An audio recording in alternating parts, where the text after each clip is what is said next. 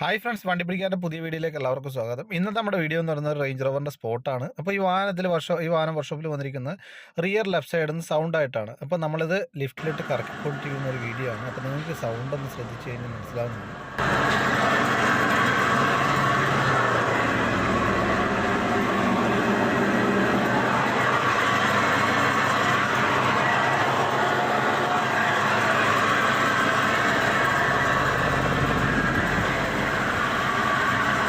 അപ്പോൾ ഇത് കൂടുതലായിട്ടും കംപ്ലയിൻറ്റ് വന്നിരിക്കുന്നത് ലെഫ്റ്റ് സൈഡിൽ നിന്നാണ്. അപ്പോൾ നമുക്ക് അതിൻ്റെ വീൽ ബെയറിംഗ് ആണ് മെയിനായിട്ട് കോമൺ ആയിട്ട് കംപ്ലയിൻറ്റ് വരുന്നത്. അപ്പോൾ നമ്മൾ അതിൻ്റെ വീൽ ബെയറിംഗ് നമ്മൾ ഓർഡർ ചെയ്ത് മേടിച്ചിട്ടുണ്ട്. അപ്പോൾ ഇതാണ് അതിൻ്റെ വീൽ ബെയറിംഗ്. നമുക്ക് ഫുള്ള് നെക്ലോഡ് കൂടിയൊന്നും നമുക്ക് മാറേണ്ട. വീൽ ബെയറിംഗ് സെപ്പറേറ്റ് ഇതേമാതിരി നിങ്ങൾക്ക് മേടിക്കാൻ കിട്ടുന്നതാണ്.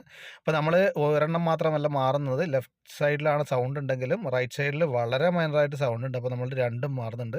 ഇനി അതേമാതിരി തന്നെ ഇത് മാറുന്ന സമയത്ത് അതേമാതിരി ലിഫ്റ്റിലോട്ട് ഇടുന്ന സമയത്തൊക്കെ ഇത് സസ്പെൻഷൻ ജാക്ക് മോഡിലാക്കണം. ജാക്ക് മോഡിലാക്കിയതിന് ശേഷം മാത്രമേ നിങ്ങൾക്ക് ഇതേമാതിരി ലിഫ്റ്റിലോട്ടൊക്കെ ഉയർത്താൻ പാടുള്ളൂ. ഇനി അതേമാതിരി തന്നെ ഇത് ഫുള്ളായിട്ട് തന്നെ അഴിച്ചെടുത്താൽ മാത്രമേ നമുക്കിത് ഈ ബെയറിങ്ങും ആക്സിലും നമുക്ക് സെപ്പറേറ്റ് ചെയ്യാൻ സാധിക്കത്തുള്ളൂ. കാരണം ഇതിന് കോമൺ ആയിട്ട് വരുന്നൊരു കംപ്ലയിൻറ്റ് എന്ന് പറയുന്നത് ഇതിൻ്റെ ആക്സിൽ ഊരി കിട്ടത്തില്ല.